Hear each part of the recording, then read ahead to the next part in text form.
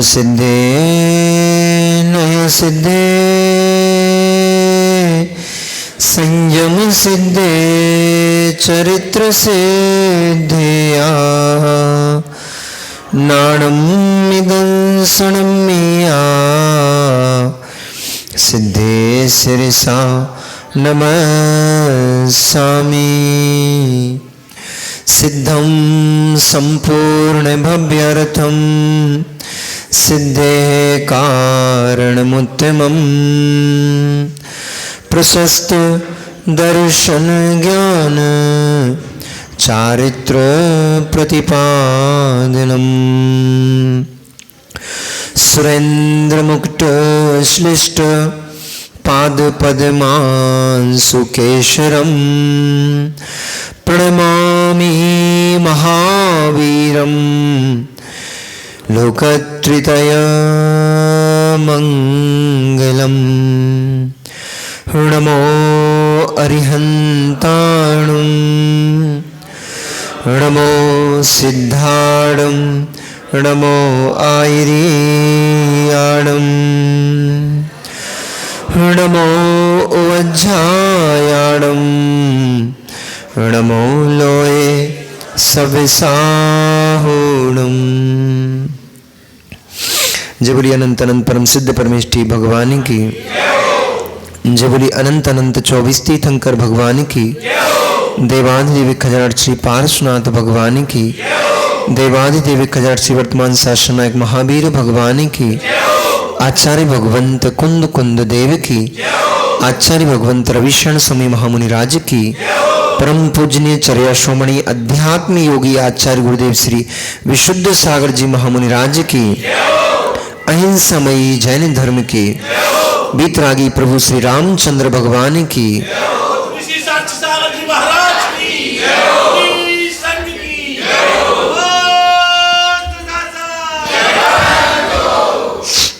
मनुष्यों, वर्तमान शासन नायक भगवान वर्धमान स्वामी के शासन काल में हम सभी भव्य जीव यहाँ विराजते हैं। परम भट्टारक महाश्रमण उन भगवान वर्धमान स्वामी के मुख कमल से निश्रित बागवादिनी भगवती माँ जिनवाणी का हम सभी भव्य जीव यहाँ करुणांजलि लगा करके पान कर रहे हैं। यह बागवादिनी, यह भगवती माँ जिनवाणी सभी जीवों का कल्याण करे, सभी जीवों का मोक्ष मार्ग प्रशस्त करे।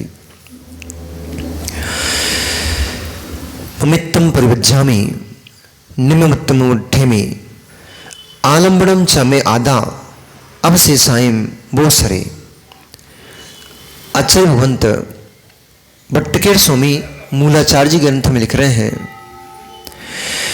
ममित्वम परिवज्जामि निम्नमत्तम उपसंपन्न अवुठ्ठेमि।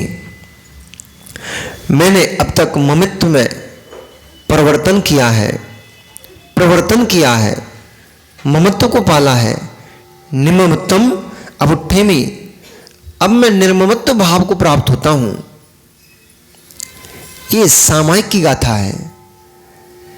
आचार्य भगवंत ने कहा कि अब तक मैंने ममत्व में परिवज्जामि, ममत्व में ही परिवर्तन किया है, परिवर्तन किया है, ममत्व में ही पड़ा रहा हूं मैं, कभी निर्ममत्व भाव को प्राप्त ही नहीं हुआ। जब देखा पर को ही देखा, जब देखा पर को ही देखा, एक बार भी निज आत्मद्रव की तरफ लक्ष्यपात ही नहीं किया। निम्नमत्तम निर्ममत्व भाव को अवुठ्ठेमि, अब मैं निमत्व भाव को प्राप्त करता हूं।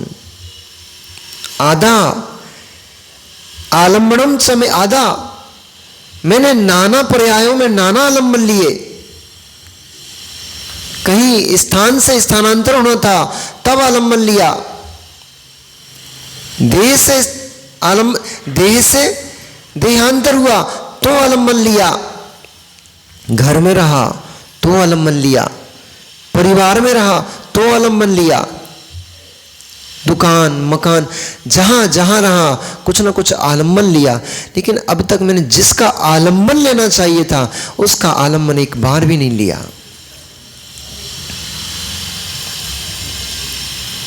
विश्राम करने के लिए शैया का आलम्बन ले लिया, संस्तर का आलम्बन ले लिया, रहने के लिए भवन का आलम्बन ले लिया, वासनाएं उत्पन्न हो गई तो स्त्रियों का आलम्बन ले लिया, भूख की पीड़ा सताने लग गई भोजन का आलम्बन ले लिया, प्यास की पीड़ा सताने लग गई पानी का आलम्बन ले लिया। मन अनेक अनेक प्रकार के विकल्पों में जाता रहा, उसको आलम्बन दे दे करके शांत करता रहा, लेकिन अब तक मैंने एक बार भी मैंने निज आत्म द्रव्य का आलम्बन नहीं लिया। इसलिए प्रभु अब मैं सारे ममत्व भाव को छोड़ता हूं, सारे ममत्व भाव को मैं बोश्रामी करता हूं। अब मैं अबुट्ठेमी करता हूं, किसको? निर्ममत्व भाव को अबुट्ठेमी करता हूं। सभी वस्तुओं से निर्ममत्व भाव को प्राप्त होता हुआ आलंबनम च मैं आधा, अब मैं आधा मतलब होता है आत्मा, प्राकृत में अप्पा आधा ये आत्मा के नाम है। तो आलंबनम च मैं आधा, अब मैं निज आत्मद्रव्य का आलंबन लेता हूं। अब से साइम बोसरे से सभी परभावों को कुभावों को छोड़ता हूं, बोश्रामी करता हूं।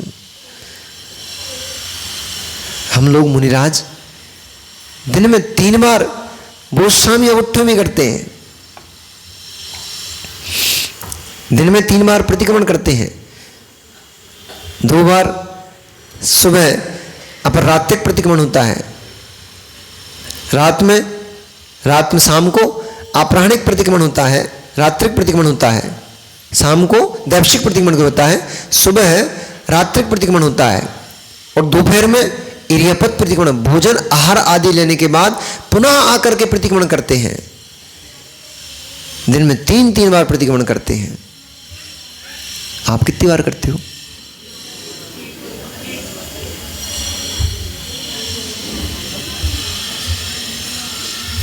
चलो कुछ के नाम तो आए।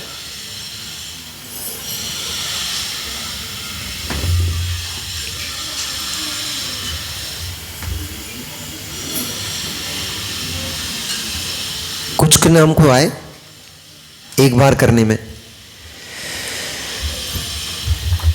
कुछ लोगों का मानना ऐसा है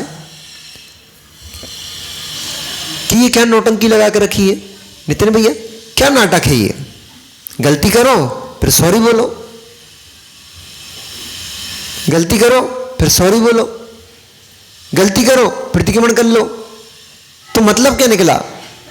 अरे बहुत बड़ा मतलब निकला है, आपको नहीं पता। तस मिच्छामि दुक्कड़म कहने मात्र से, सॉरी कहने मात्र से दोनों के हृदय वापस से मिल जाते हैं। सॉरी कहने मात्र से आपके हृदय में पवित्रता का संचार होता है। क्षमा क्या बोलते? क्षमा भाव। आप लोग बोलते, हमारे यहाँ बोलते उत्तम क्षमा, आपके लिए बोलते क्षमा भाव। क्षमा भाव कहने मात्र से कौन कह पाएगा मां?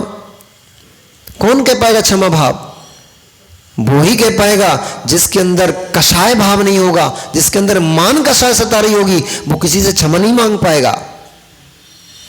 क्षमा तो वही मांग पाएगा जिसके हृदय में ऋजुता है, वही क्षमा मांग पाएगा। सब कोई क्षमा नहीं मांग पाते, उन्हें दूसरों के दोष दिखाई देंगे। उनने गलती करी थी, हम क्यों क्षमा मांगे? वे छोटे हैं, वे मांगे, हम क्यों क्षमा मांगे? हम तो बड़े हैं, हम तो धन से संपन्न हैं, वे गरीब हैं, उनको क्षमा मांगना चाहिए, हम क्यों क्षमा मांगे? मान कसाई मान में तो डूबा रहेगा। अभी सुन चुके ना आप, मिल लो ना दशानन से, रावण से कई बार मन में भाव आया, राम को सीता वापस कर देता हूं, पर कैसे कर दूं? वो भूमि गोचरी, मैं विद्याधर, वो सामान्य सा पुरुष, मैं त्रिखंड अधिपति, कैसे वापस कर दूं? कैसे क्षमा मांग लूं उससे? एक बार विजय प्राप्त कर लूं, जीत लूं उसको, फिर दे दूंगा। मान कषाय क्षमा मांगने नहीं देती। कई बार मन में भाव आता है ऐसा, भाई भाई से लड़ बैठे, मित्र मित्र से लड़ बैठे, पिता पुत्र की लड़ाई हो गई, बहन बहन की लड़ाई हो गई, मौसी मौसी की लड़ाई हो गई, मामा मामा की लड़ाई हो गई, मामा भांजे की, यहां तक कि जिस मां ने कोख में रखा उस मां से भी बेटे और बेटियां लड़ पड़े, उनके ऊपर भी कोर्ट केस कर दिया। ये तक तो संसार में दृश्य देखने को मिलते हैं। क्षमा कौन मांग पाएगा भाई? क्षमा वीरस्य भूषणम, क्षमा वही मांग पाएंगे जो हृदय से ऋजु होंगे, निर्मलता रखते होंगे, वे ही क्षमा मांग पाएंगे। सभी लोग क्षमा नहीं मांग सकते। भैया विघ्न मत उत्पन्न करो, कोई दर्शन कर रहा है करने दो उसको। आ जाओ, कम बैक।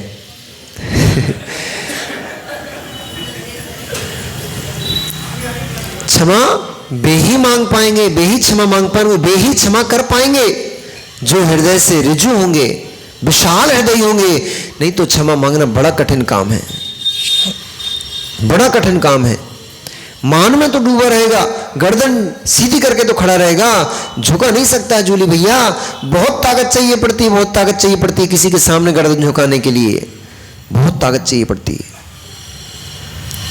वर्षों वर्षों निकल गए, वर्षों वर्षों निकल गए, भाई भाई के घर नहीं जा रहा, मान कसा है। बोले महाराज जी आपने टॉपिक चेंज कर दिया। वही टॉपिक चल रहा है, ममत्तम ममत्तम निर्ममत्तम अबुट्ठेमी ममत्तम परिवज्जामी। यही तो ममत्व भाव है। अपनी मान कषाय से ममत्व, अपने शरीर से ममत्व, धन से ममत्व, परिग्रह से ममत्व, आपको जो उपलब्धियां हैं, आपको जो मिला है उनसे ममत्व, तो दूसरे को कुछ दिखता ही नहीं है। हम बोल रहे थे तबेरा में घूमते। इसलिए भैया हम लोग, इसलिए अखिलेश जी 4 ही महीने टिकते हैं। हम मालूम है ऐसे लोग पता नहीं कौन सिर फिरे कोर्ट केस करने पहुंच जाए। ये तो भली हुई कि तुमने हमें सुना दी, तो हमने तुम्हें रोक लिया भैया, हम रुक नहीं रहे ज्यादा दिन, चले जाएंगे। नहीं तो ये तो पूरी तैयारी कर रहे, चौकी सामने है ही, और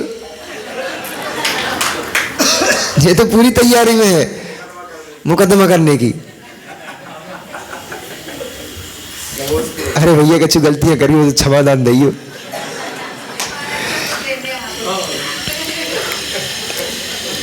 ये तो इसको बोलते हैं ब्याज स्तुति अलंकार, इसको बोलते हैं ब्याज स्तुति अलंकार। जैसे आचार्य तो मानतुंग स्वामी ने भक्तामर स्तोत्र में की है कि भगवान तुम बहुत खराब हो, अच्छे नहीं हो। क्यों? अरे तुम्हारे पास कोई आ जाता है, दूर कहीं जाते ही नहीं हो। जैसे समुद्र का खारा पानी अच्छा है, मानतुंग स्वामी जी ने क्या लिखा कि समुद्र का खारा पानी बहुत अच्छा है, कम से कम उसको पीने वाले के लिए, उसको पान करने वाले के लिए क्षीर समुद्र की याद तो हो जाती है। अब क्षीर समुद्र का जिसने पानी पी लिया वो कहां खारे समुद्र को याद करता है। ऐसे ही भगवान तुम अच्छे नहीं हो, क्योंकि जो इधर उधर भटकता रहता है कम से कम उसको घूम फिर के तुम्हारी याद तो हो जाती है। तुम तो इतने बुरे हो कि तुम्हारे पास कोई आता है फिर तुम उसे छोड़ते नहीं हो, तुम्हारी उसको फिर कोई दूसरी याद आती नहीं है। ऐसे ही अच्छाइयों को गिना रहे थे ये अब क्या है, ये भी बल देता है मालूम है आपको। कोई उपवास कर रहा है, मां ध्यान से सुनना इस विषय को। कोई उपवास कर रहा है और एक कोठरी में बंद पड़ा है, वो बहुत दुबला पतला हो जाएगा और हो सकता है 10 दिन उपवास ना कर पाए। उसको भीड़ में बिठा दो, उसको भीड़ में बिठा दो और जितने आते जा रहे हैं सबसे कहो भैया इनके 10 दिन के उपवास चल रहे हैं, निर्जल उपवास कर रहे हैं। फिर देखो 10 दिन नहीं 20 दिन के उपवास करा लो तुम उससे। प्रशंसा बल देती है। हम कुछ अच्छा कार्य कर रहे हैं, उस अच्छे कार्य का एप्रिसिएशन मिल जाता है, उस अच्छे कार्य को यदि सम्मान मिल जाता है, आपका बल बढ़ जाता है।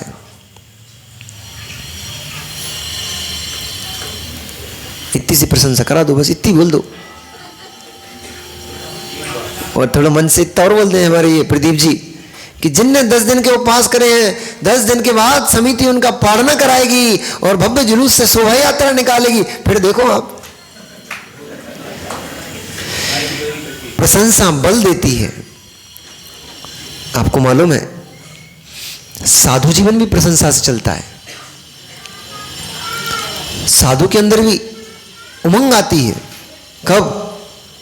जब उनके गुरु इतना बोल देते, तुमने उपवास कर लिया आज पूरे दिन का, अरे वाह बहुत बढ़िया, इतने में बल मिल जाता है। कल वो पूछ रहे थे, कौन कल कोई पूछ रहा था, वो दीपक आए कि नहीं आए आज, बैठे हो? अरे मित्र, गुरु का सर पे हाथ रखना बल देता है।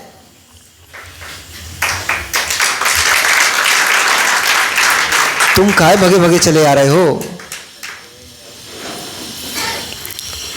वो अहमदाबाद की गलियों को छोड़कर, अहमदाबाद ना नहीं, गुजरात में कहाँ, हाँ जो भी था, गुजरात की गलियों को छोड़कर तुम ये कहाँ आगरा में बैठे पड़े हो? वो समझ गया, बाकी के लिए नहीं, वो हम दोनों के लिए था। अरे मित्र, गुरु का आशीष बल देता है। गुरु के एक छोटा सा वचन कहना, गुरु का एक छोटा सा सम्मान दे देना शिष्य के लिए बहुत बल प्रदान करता है। जो नहीं कर सकता था वो भी कर जाता है। इतने छोटे छोटे से साधुओं को आचार्य श्री ऐसी भीषण गर्मी में, ये सचिन भैया तार में उलझे पड़ेगा। अरे मित्र, ममत्तम बोश्रामी निम्ममत्तम उपसंपज्जामी। जब डिबिया में ममत्व को त्यागो और घर परिवार, अभी महाराज ने अभी तो बताई थी कि जब तक प्रवचन सभा में बैठे हो आनंद तभी आएगा। मित्र, भोजन का आनंद तब आता है जब एकाग्र चित्त होकर के भोजन करते हो। भोग का आनंद भी तब आता है जब एकाग्र चित्त होकर के भोग करते हो। मन कहीं और रहे तो भोग का आनंद भी नहीं आता, मन कहीं और रहे तो भोजन का आनंद नहीं आता।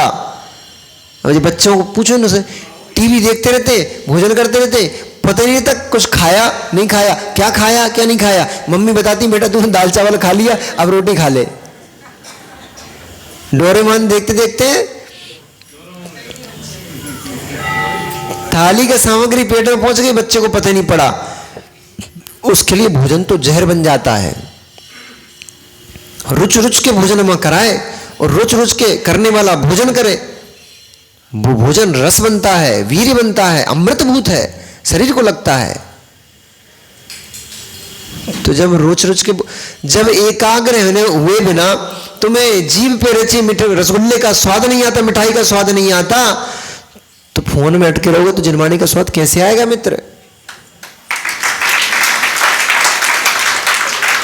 जिनवाणी का रस स्वादन करना है, जिनवाणी का मुंह पकड़ो चाहे गजू पकड़ो। तो देखो ऐसा है, माइक वाला बहुत ताकतवर होता है।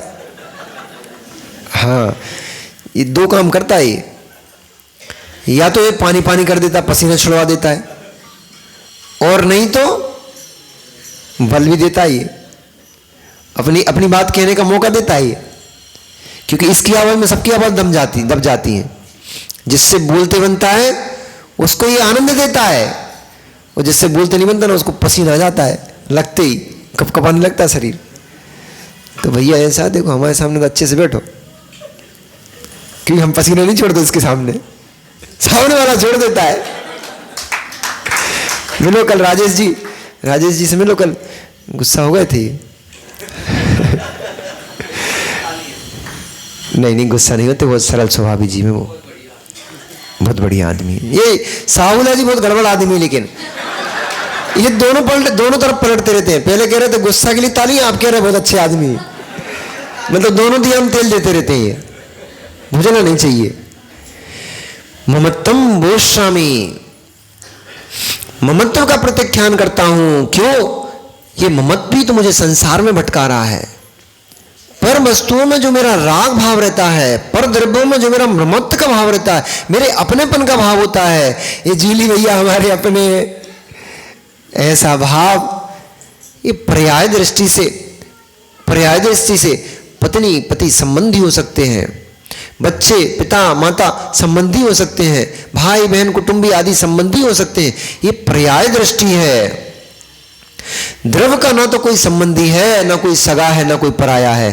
द्रव तो इसलिए अब आलम्बनम चमयादा, इसलिए सारे संबंधों को छोड़ते हुए, सारे संबंधों का विसर्जन करते हुए, वो शामी करते हुए अब मैं आत्मा का आलम्बन लेता हूं। वही मेरी सच्ची संगनी है, वही मेरी साथी है, वो क्योंकि वही मैं हूं इसलिए वो मुझे कभी नहीं छोड़ती। वह आत्मा मुझे कभी नहीं छोड़ती क्योंकि मैं ही तो आत्मा हूं, छोड़ेगी कैसे? इसलिए मैं अब आत्मा के आलम्बन को प्राप्त होता हूं। अब से वो सभी बाकी के सभी द्रव्यों को मैं छोड़ता हूं। कौन कह रहा है ऐसा? कौन कह रहा है ऐसा? भरत का तो हो चुका, भट्टिकेर स्वामी भी कह चुके। अरे कैकेयी कह रही है, हे भरत तेरे में राग लगा लगा कर मैं कितना रो चुकी हूं। तू जब मैं तेरे में राग लगाकर रोती हूं, मैं तेरे लिए दुखी होती हूं, तुझे मेरी किंचित भी चिंता नहीं। तूने सब कुछ छोड़ छाड़ कर जैनेश्वरी दीक्षा ले ली, तू मुनिराज हो गया, तो फिर मैं क्या करूंगी घर जाकर? मेरा राग तो तुझ में चलता था, जब तू ही मेरा ना रहा तो घर परिवार, ये कुटुंबी, ये संबंधी, ये मेरे कैसे होंगे? जिसको मैंने 9 महीने कोख में रखा, मैंने जन्म दिया, वो ही पुत्र मुझे छोड़कर चला गया, वो ही मेरा नहीं था, तो फिर ये संबंधी कुटुंबी ये मेरे कैसे होंगे? ममत्तम बोश्यामि। क्या मत को बोश्यामी कर रही है और चारित्र को अभुट्ठेमी कर रही है।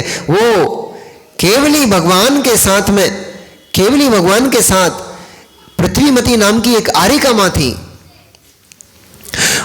उन पृथ्वीमती माता जी से, ए सुन भाई तेरा प्रश्न था, ये भी बहुत सारे प्रश्न तुम्हारे। पृथ्वीमती माता जी से केकिया ने दीक्षा ली, आरिका हो गई। हाँ, आरिका माता जी हो गई, भरत की मम्मी। केवली भगवान का यद्यपि संग था, परंतु तब भी भरत को दीक्षा लेने के लिए किसी मुनिराज की आवश्यकता नहीं थी। सीधे केवली भगवान के सामने उन्होंने केस लॉन्च कर दिए, स्वयं से दीक्षित हो गए। केवली भगवान के सामने स्वयं दीक्षित हो सकते हैं। ये चतुर्थ काल की व्यवस्था है, पंचम काल में नहीं चलेगा। नहीं तो पंचम काल में उतारो कपड़े बैठ जाओ। ये हमारे दीपक तो ऐसे ही करेंगे, क्योंकि जिनके गुरु जी तो ऐसे करते हैं, शाम को कपड़ा उतार लेते, सब पहन लेते थे। नहीं हो सकती पंचम काल में। नहीं, पंचम काल में स्वसाक्षी, परसाक्षी, देवता साक्षी और गुरु साक्षी।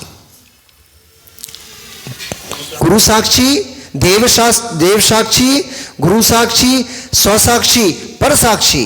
कितनी साक्षियां हो गई? 4 साक्षी। अब ऐसा नहीं करना 4 साक्षी मोड़ी पकड़ के बैठा दो, कहला 4 साक्षियां हो गई।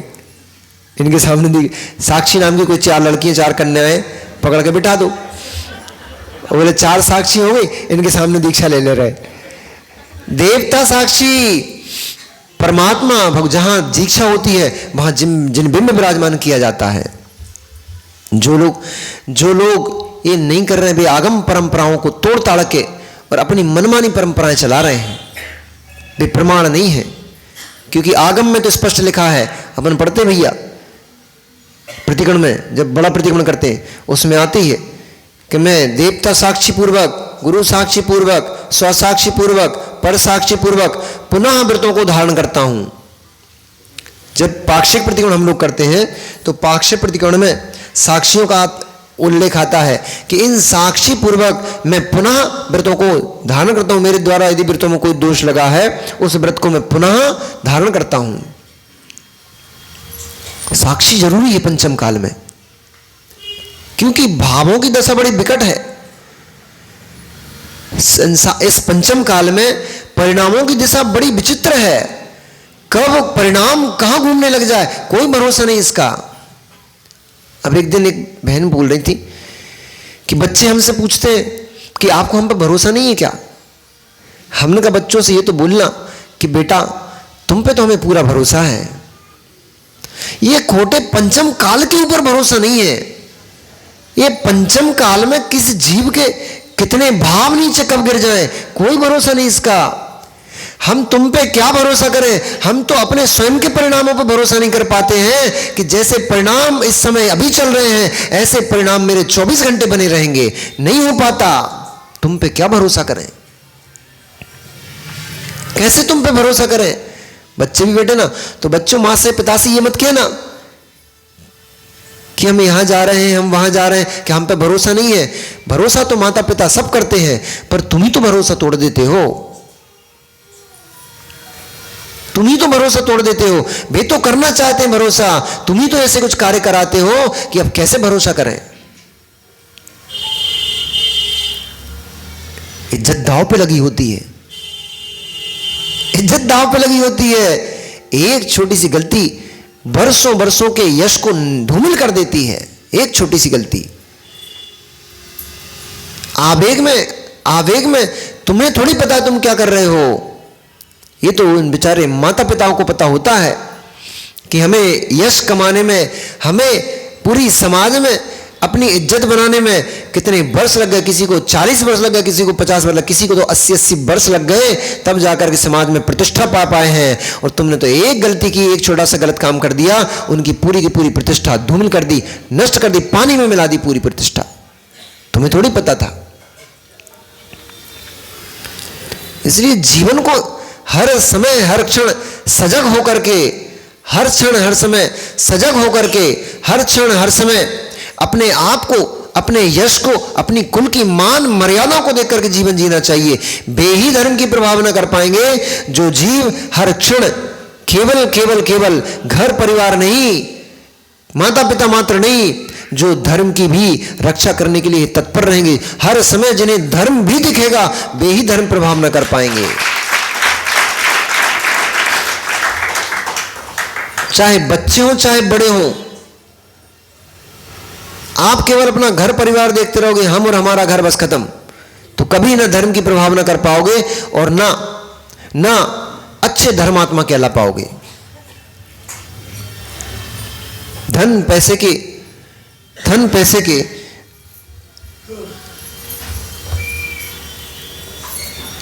के आवेग में हो सकता है अधिक दान देकर के तिलक लगवा लो, माला पहन लो, परंतु इनसे धर्म प्रभावना नहीं हो पाएगी।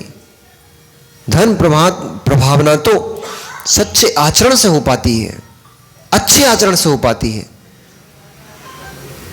हम बताएं एक बार का, हम जब जॉब करते थे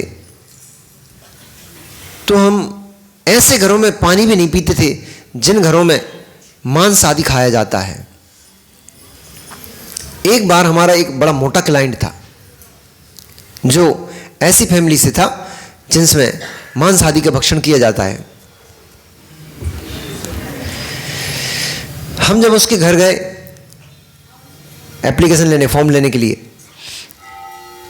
उसने बोला जैन साहब बैठो, बस चाय पिलाते हैं आपको।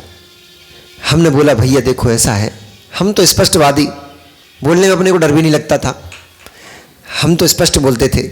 हमने बोला भैया देखो ऐसा है, आपके यहाँ तो हम भोजन पानी कर नहीं पाएंगे, कुछ भी नहीं कर पाएंगे, इसलिए क्योंकि आपके उन्हीं बर्तनों में मांस पकता है और उन्हीं बर्तनों में आप सामग्री बनाओगे, तो आपका यहाँ का भोजन तो हम कर नहीं पाएंगे, कुछ भी नहीं खा पाएंगे, पी पाएंगे। उसने कहा आप टेंशन मत लो, मुझे मालूम है, देखना धर्म वत्सली और धर्म दृढ़ होना चाहिए, हर जगह सम्मान मिलेगा आपको। धर्म दृढ़ ही हो, हर जगह सम्मान मिलेगा आपको। उसने कहा आप टेंशन मत लो, मुझे मालूम है आप शाकाहारी हो, आप जैनों में जानता हूं, और मुझे यह भी पता है आप रात्रि भोजन नहीं करते हो, इसलिए एकदम जो फ्रेश बर्तन रखे हुए हैं उनमें बना के खिलाएंगे आपको, बना के पिलाएंगे आपको। हमने कहा पेट में तो तुम्हारे वही पड़ा है, जिन हाथों से तुम बनाओगे तुम्हारे शरीर की शुद्धि नहीं है। तो उससे हमने तुरंत बोल दिया, हमने कहा भैया देखो ऐसा है, बुरा तो मानना नहीं, इसलिए संबंध आपके हमारे अच्छे हैं, वे अच्छे रहेंगे, परंतु खाने पीने में हमारा आपका बन नहीं पाएगा। तुरंत पीठ ठोकी मेरी। आप सोचोगे बुरा मान जाएगा, मोटा क्लाइंट था भैया, बिजनेस नहीं देगा, लाखों करोड़ों का नुकसान हो जाएगा, एक ही क्लाइंट हमारा हाथ से चला गया, करोड़ों का नुकसान हो जाएगा। धर्म दृढ़ होना चाहिए, धर्म दृढ़ होना चाहिए। करोड़ों का नुकसान हो जाए, मेरा धर्म नहीं छूटना चाहिए।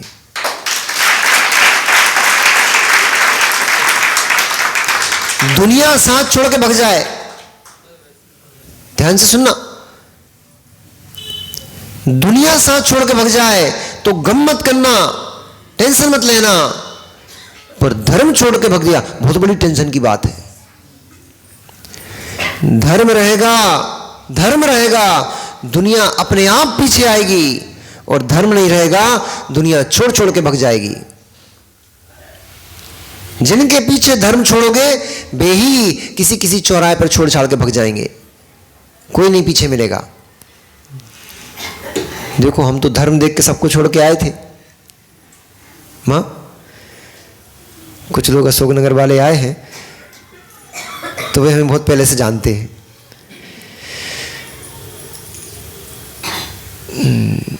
घर छोड़ के आए थे, धर्म देख करके घर परिवार छोड़ दिया तो इतने सारे परिवार के लोग मिल गए।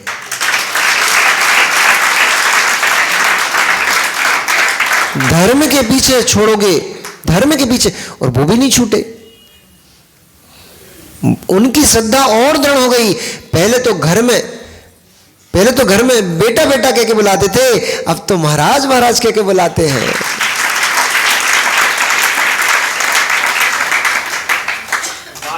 पहले तो अब देखो ऐसा है साहुला जी, काहे अपनी पोल पट्टी सबके सामने खुलवाने के चक्कर में पड़े हो।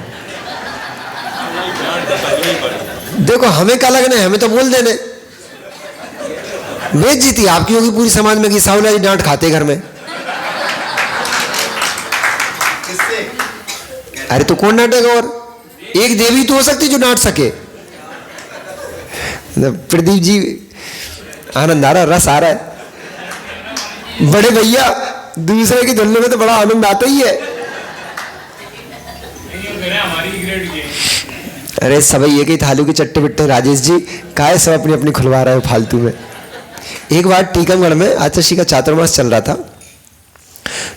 तो प्रवचन में आचार्य, अब ये नितिन भैया हो गए, सचिन भैया हो गए, ये लोग सब आपस में चर्चा करते हैं, हेमेंद्र भैया हो गए, ये सब लोग आपस में चर्चा करते हैं कि महाराज को पता पड़ जाती है कि अपनी बात है कि अपन क्या बात कर रहे हैं। दूसरे दिन प्रवचन में वही विषय ले लेते हैं।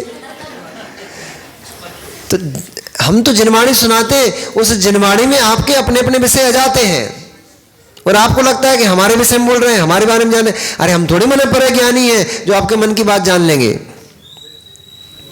तो ऐसे ही क्या हुआ, एक दिन आचार्य जी प्रवचन कर रहे थे, प्रवचन में उन्होंने बोल दिया, अरे कसाईयों की तो बड़ी दुर्दशा है, कसाई लोग तो ऐसे होते हैं, इतने कसाई होते हैं जीव, तो संसार में इतने कसाई जीव होते हैं, सुबह होते ही घर में कलह शुरू हो जाती, लड़ाई झगड़े शुरू हो जाते हैं, फिर दिन दिन भर चूल्हे नहीं जलते घर में। तो एक पंडित जी खड़े हो गए,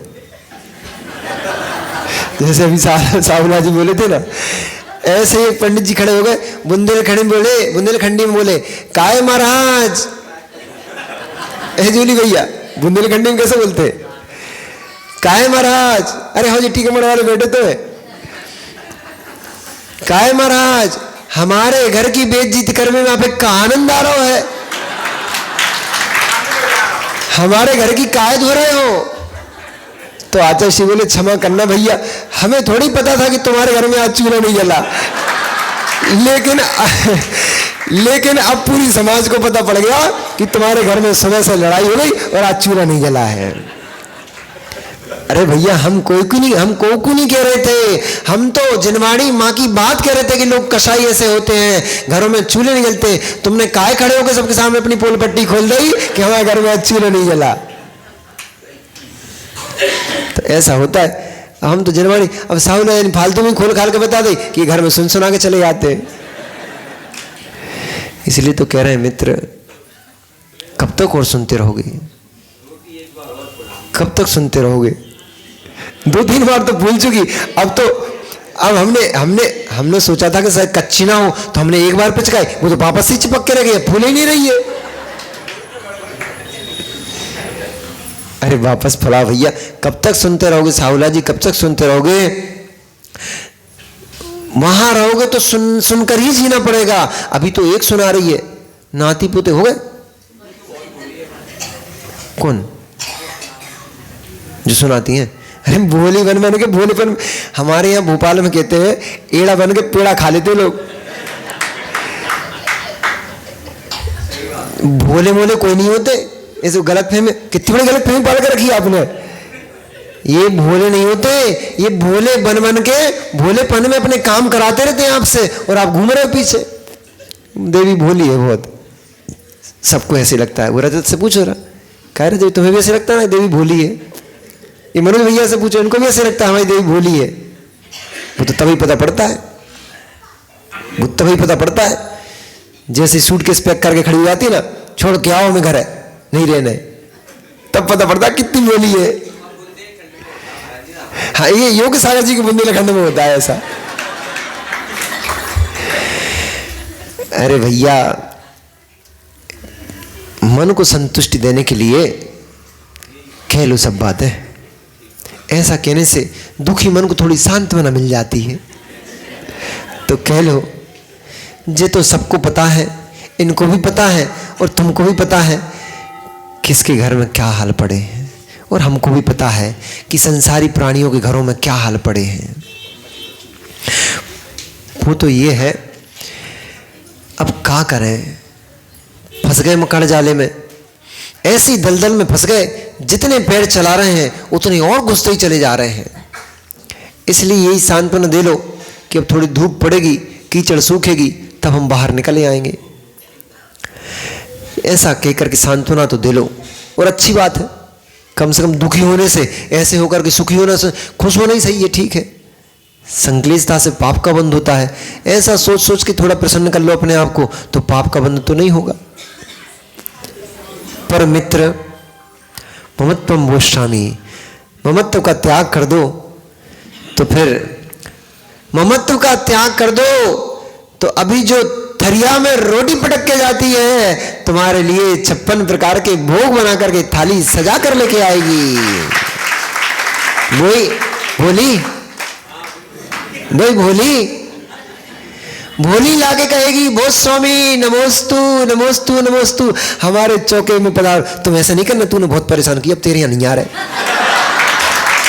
ऐसा नहीं करना, वो तो नहीं, अब ऐसा नहीं करना पड़ता।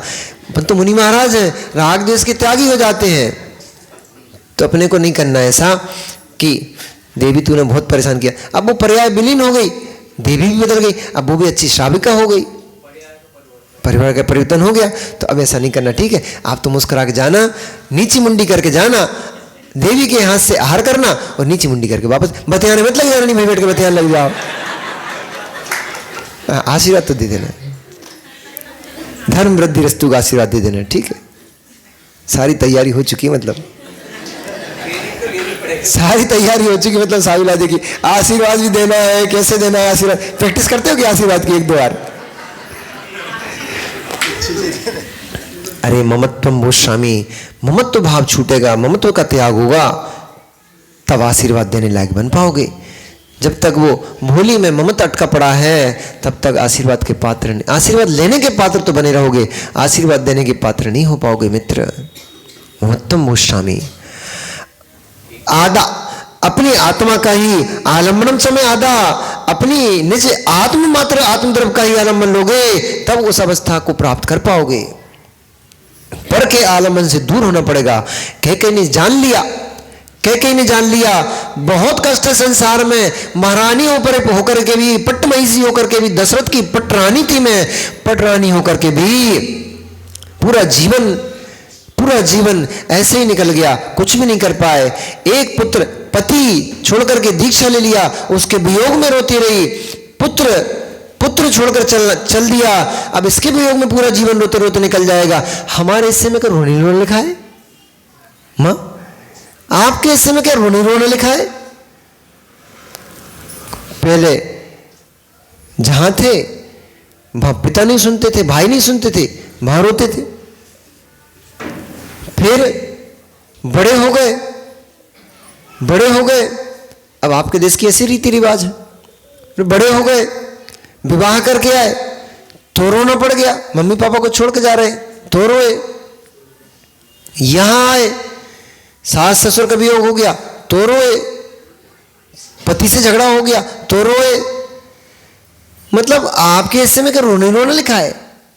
अरे छोड़ तो दो ऐसी चीजों को, छोड़ तो दो ऐसे घर को, ऐसे परिवार को। एक बार टेंशन फ्री हो जाओ तो फिर कभी नहीं रोना पड़ेगा, फिर कभी नहीं रोना पड़ेगा। रोतों के चेहरे देखते रहोगे तो रोना ही पड़ेगा, रोतले चेहरे देखते रहोगे तो रोना ही पड़ेगा। इन रोतले चेहरों को एक बार छोड़ छाड़ के और एक बार विशुद्धि का स्वाद चख लो, उस धवल वस्त्र को धारण कर अपने परिणामों को धवल कर लो। आरी का मां बन करके निकल तो जाओ। फिर तुम्हारे पति देव तुमसे आगे कहेंगे, माता जी नमोस्तु, तुम आशीर्वाद देना, सुखी रहो बेटा। हम बंदामी, अरे हो बंदामी भूल गए थे, नमोस्तु की याद पड़ी ना, तो बंदामी कहेंगे तो कहेंगे भू माता जी बंदामी, तुम कहना सुखी रहो बेटा। फिर धीरे से उपदेश भी दे देना, अरे जी मैंने तो कल्याण कर लिया, तू कब करेगा, तू भी कल्याण कर जा।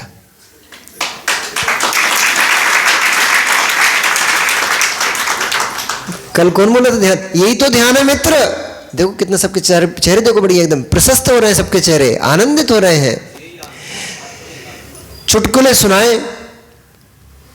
सुनाए, मीठी मीठी बातें सुनाए तो चेहरे आनंदित हो, तो समझ में आता है। यहाँ चुटकुले नहीं छूट रहे हैं, यहाँ तो जिनवाणी का रसपान हो रहा है, तब भी चेहरा आनंद में। यही तो ध्यान है,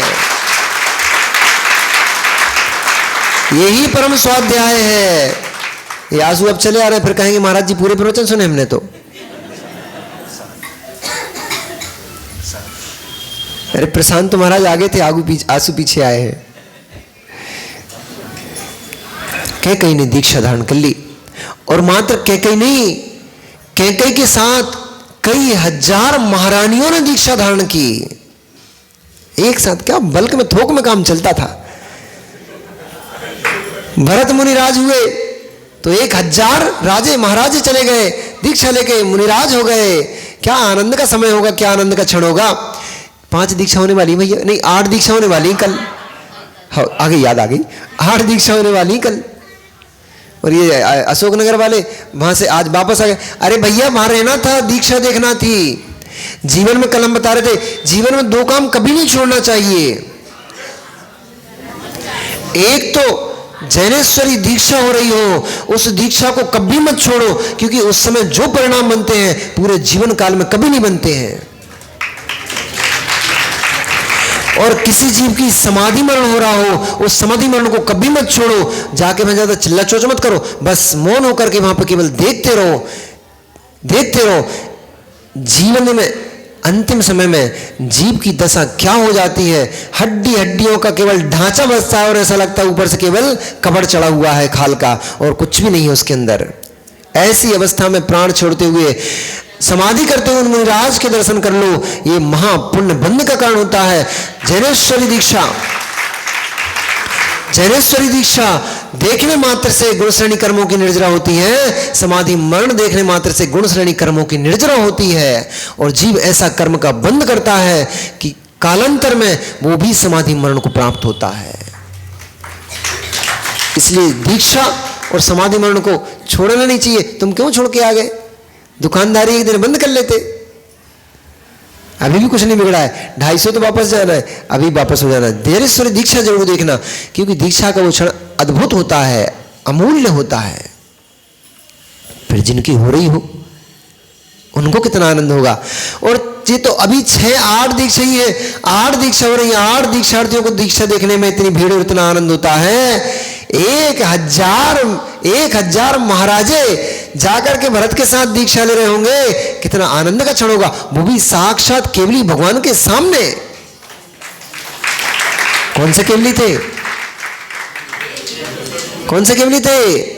कुलभूषण देशभूषण केवली महामुनिराज थे, उनके सामने बैठ करके 1000 महाराजाओं ने दीक्षा ले ली, कैकेयी के साथ कई हजार महारानियों ने दीक्षा ले ली, और इतना विशाल संघ को लेकर के मुनिराज का विहार हो गया।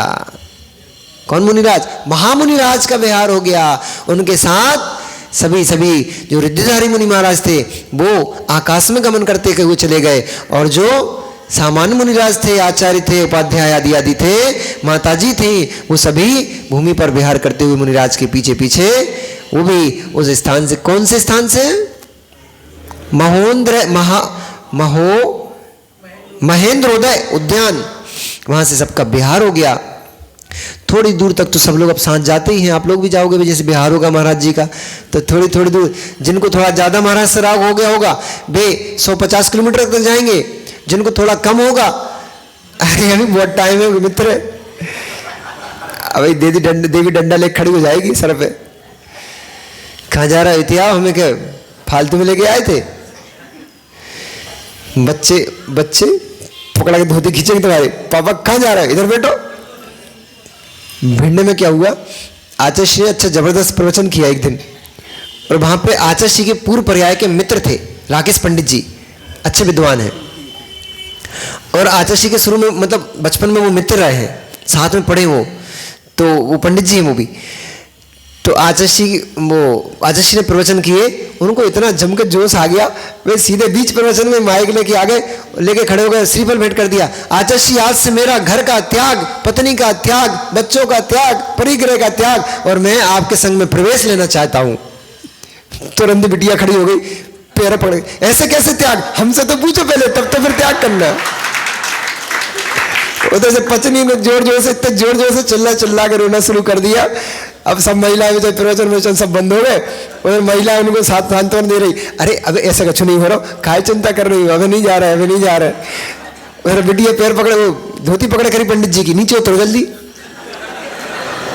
बड़ा आनंद आ रहा था। हमने कहा अच्छे फंसे पंडित जी, अरे मुनिराज जब मित्र के साथ तभी निकल लेते, तुझे धोती तो नहीं खिंचवाना पड़ती। पर अच्छे बढ़िया बैरागी जीव है बेबी, ऐसी चलती रहती भैया, इसलिए बहुत टाइम लगेगा, नहीं तो धोती खींचेंगे तो दो ही मोड़ा मोड़ी। बैराग्य के क्षण हैं। सब चले गए, थोड़ी दूर तक बिहार कराए, कुछ ने 50-25 किलोमीटर कराए, कुछ ने 20-100 किलोमीटर कराया होगा। फिर सभी अपने अपने नगरों की तरफ वापस आ गए। रामचंद्र जी, लक्ष्मण, शत्रुघ्न आदि आदि जो भी नल नील महाराजा सुग्रीव आदि आदि जितने भी सब बड़े बड़े राजे महाराजे थे, वे सभी लोग नगर की तरफ वापस आ गए। बहुत समय जब अब राजा ही नहीं बचा कोई अयोध्या में, तो जब बहुत समय व्यतीत हो गया, राम भरत के दुख से यद्यपि दुखी नहीं थे, परंतु भाई जाता है तो थोड़ा मन में क्षोभ तो होता ही है, पर वे हर्षित थे। उन्होंने बीच में बताना भूल गए, कैकेयी में बहुत विलाप कर रही थी कि भरत मुझे छोड़ के चला गया, तो उन्होंने उनको सांत्वना दी कि उसने अच्छा काम किया है, धर्म के मार्ग पे बढ़ा है, मुनिराज हुआ है, हमारे कुल को धन्य कर दिया। हमारे कुल की तो परंपरा ये है, सभी लोग, सभी राजे महाराजे, दादे परदादे हमारे राज लक्ष्मी को सौंप करके दीक्षा लेते चले गए थे।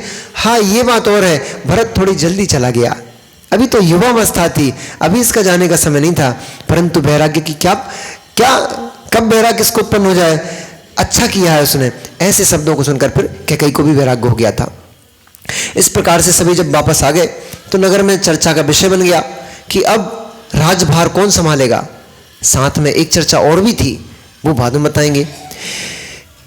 तो राज्यभार कौन संभालेगा, सभी मंत्रियों ने और सभी जितने भी राजे महाराजे थे भरत के अधीनस्थ, सभी ने निवेदन किया रामचंद्र जी को कि आप अभिषेक के लिए अनुमति प्रदान कीजिए कि हम राज्य का भार संभालने के लिए तैयार हैं।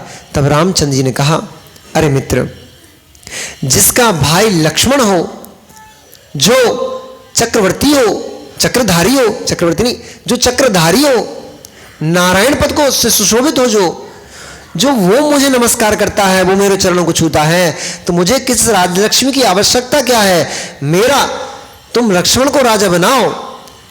झूरी भैया, महानता देखो आप तो भव्य जीव की, इसलिए तो महात्मा कहलाते हैं, इसलिए तो महापुरुष कहलाते हैं।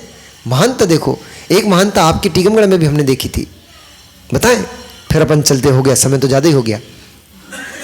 एक महानता हमने टीकमगढ़ में देखी थी, ये जूली भैया बैठे ना, ये कल्पद्रुम महामंडल विधान हुआ था, उसके प्रमुख पात्र थे ये चक्रवर्ती, भरत चक्रवर्ती बने थे ये। कौन सा, नहीं, कौन सा विधान? कल्पद्रुम महामंडल। उस कल्पद्रुम महामंडल विधान का जो मुख्य पात्र होता है वो सौधर्मेंद्र नहीं होता, वो चक्रवर्ती होता है, क्योंकि चक्रवर्ती करता है इसको। तो ये चक्रवर्ती बनने का सौभाग्य उनको मिला। नजारा ये था, छोटा भाई बोली लगा रहा था, वो बड़े भाई को चक्रवर्ती बना रहा था। और सुनो, आगे की तो सुनो, फिर बड़े भाई ने बोली लगाई, छोटे भाई को सौधर्मेंद्र बनाया, और दोनों भाइयों ने मिलकर बोली लगाई, तीसरे भाई को बाहुबली बनाया। ये नजारा देख करके हमारा तो मन हृदय गदगद हो गया कि राम राज्य में राम भरत लक्ष्मण ऐसे ही जीते होंगे। ऐसे देखने में आ गए कि ऐसे ही राम भरत जीते होंगे। और ये वो इनकी देवी अपनी देवरानी को माला पहना रही, टिकट लगा, वो टिकट रही, तिलक लगा रही, उसका सम्मान कर रही। छोटी बहू यानी देवरानी बड़ी जेठानी का सम्मान कर रही, तुम चक्रवर्ती बनी, वो इनका सम्मान कर रही, तुम सौधर्मेंद्र बनी, वो सचिंद्राणी बनी, उनका सम्मान कर रही। ये नजारा देखने लायक नजारा था। ऐसे ही राम ने कहा, भैया ऐसे ही बना के रखना, ताकत तब तक है जब तक गट्ठा बंधा हुआ है, गट्ठे के बंधन खुल गए ताकत समाप्त हो जाती है। कारी परिवार इसलिए नाम चलता है क्योंकि बंधे हुए हैं, बिखर गए तो सब बिखर जाएगा। बना के रखना, आप बड़े हो, कदाचित कभी कुछ छोटे गलती कर भी दें तो आप बड़े हो, इग्नोर करना, बना के रखना। लेकिन तो ऐसे भरत ने कहा, रामचंद्र जी ने कहा कि मुझे क्या आवश्यकता है राज्य लक्ष्मी की, मेरा भाई मेरे चरण छूता है, लक्ष्मण जो नारायण है वो मेरे चरण छूता है, मुझे किसी राज्य लक्ष्मी की आवश्यकता नहीं है, तुम तो लक्ष्मण को राजा बनाओ। जब सभी लोग लक्ष्मण के पास पहुंचे निवेदन करने, लक्ष्मण ने क्या कहा, बड़े भाई के रहते हुए मैं कैसे राजपक्षी पर बैठूंगा, राजगद्दी पर बैठूंगा, बड़े भैया ही राजा हैं, वे ही सारी की सारी प्रजा उन्हें राजा स्वीकारती ही है, इसलिए बड़े भैया ही राजा बनेंगे। तुम होते तो क्या करते रहते भैया। दीपक भाई, दीपक तुम मिलो, कहा तुम्हें बहुत सारी गिरिया बनाना है, तुम होते तो क्या करते, तुम कहते भैया भैया को छोड़ो हमें राजा बनने, वे कहते बड़े भैया रहे हैं बड़े, हमें कोई मतलब नहीं है, आधा राज चाहिए हमें तो अयोध्या का। राज टुकड़े टुकड़े हो जाता, बढ़ जाता। शत्रुघ्न कहता हमें चाहिए, भरत लक्ष्मण कहता हमें चाहिए, राम कहता हमें चाहिए, तो अयोध्या के 3 टुकड़े हो जाते। पर क्या बोल रहे हैं वो एक दूसरे से कि बड़े भैया के होते मैं क्यों राज करूंगा, मैं तो भैया के ऊपर छत्र लगा के खड़ा होऊंगा, इसलिए राजा भैया को बनाओ। तब सभी लोगों ने मिलकर के निर्णय किया, राम राजा बनना नहीं चाह रहे, लक्ष्मण राजा बनना नहीं चाह रहे, तो क्या किया जाए, राजा किसको बनाए, कैसे बनाए। तो क्या हुआ, क्या हुआ, अब जो हुआ वो जयपुर हाउस में पता लगेगा। अब जिनको ये जानना होगा कि क्या हुआ वो कल जयपुर हाउस आएंगे, और जिनको नहीं जानना होगा वो यहीं बैठे रहेंगे। नमो हरिहंताणम, नमो सिद्धाणम, नमो हरियाणम, नमो ज्ञानम, नमो